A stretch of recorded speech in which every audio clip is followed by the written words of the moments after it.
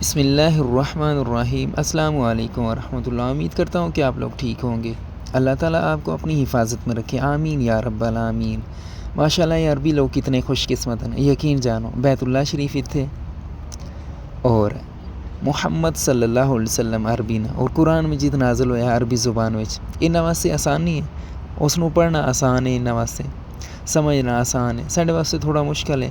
کوشش بندہ کرے تو ہو جاتا ہے، لیکن ساری نسبت انہاں زبانیاں صحیح زیادہ پتہ ہے اور سوکھا، یعنی کہ انہاں واسطے زیادہ سوکھا ہے۔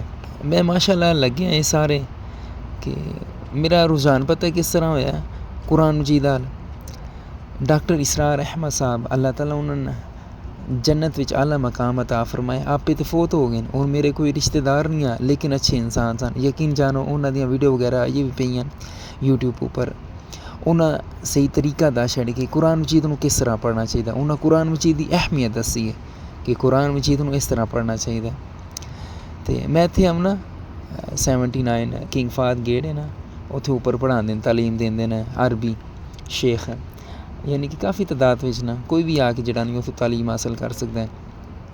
میں انہوں کو لینا تھوڑا تھوڑا سبق ہے اور اس نو باقاعدہ لکھنا، لکھ اور اس کا ترجمہ لکھنا، تو یقین جانو پھر ہو میرے تو ویکھ کے نا بڑا زیادہ خوش ہوندے ہیں عربی لوگ، اور بڑی زیادہ جڑا نہیں رسپیکٹ نال جڑا نہیں ملتے ہیں ترجمے نال۔ میں سورت الاق بیان کرنا اتنے، تو میں اردو وچ بیان کراں دا، ٹھیک ہے، تاکہ صحیح سمجھ آوے، مینوں نہیں سمجھ آوے اور تھانوں بھی تے پتہ لگے کہ قرآن مجید سن کی آخدا ہے۔ تو میں تھانوں یہی مشورہ دیاں گا کہ تسی بھی جڑا نہیں قرآن مجید نو عربی وچ بھی پڑھنا چاہیے، کیونکہ عربی وچ اگر عربی آندی ہوئے تو پھر تو بہترین ہے، پھر تو میاں میاں ہے نا، تو پھر تو کوئی مشکل نہیں ہے وہ واسطے۔ تو جے اگر عربی نہیں آندی، یعنی کہ اس کا ترجمہ سمجھ نہیں آتا، تو پھر وہ واسطے جے اگر عربی زبان آندی ہے تو پھر تو کام ہی میاں میاں، پھر تو مشکل کو نہیں ہے۔ تو جے اگر نہیں ہے تو پھر نال لازمی جڑا نہیں ہے ٹرانسلیٹ، یعنی کہ اردو ترجمہ نال لازمی ہونا چاہیے، پھر قرآن مجید پڑھنے دا یقین جانو مزہ آتا ہے، تو پھر قلب نو سکون لبدا ہے۔ تو اللہ تعالیٰ سین علم سیکھنے دی توفیق عطا فرمائے، اور جس طرح قرآن مجید نو صحیح طریقہ پڑھنے دا اللہ تعالیٰ سین اس طرح پڑھنے دی توفیق عطا فرمائے، آمین یا رب العالمین۔ 87 سورت الاق ہے، اس کا ترجمہ بیان کرنے ہیں۔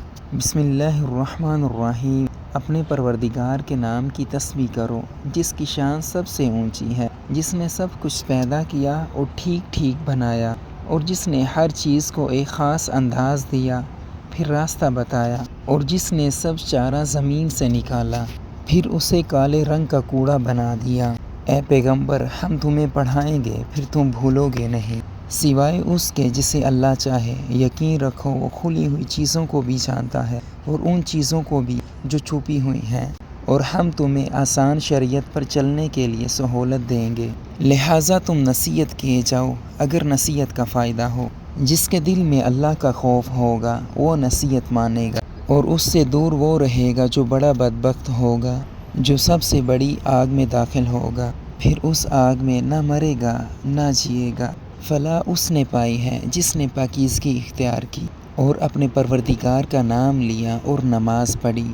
لیکن تم لوگ دنیاوی زندگی کو مقدم رکھتے ہو، حالانکہ آخرت کہیں زیادہ بہتر اور کہیں زیادہ پائیدار ہے۔ بات یقیناً پچھلے آسمانی صحیفوں میں بھی درج ہے، ابراہیم اور موسیٰ کے صحیفوں میں۔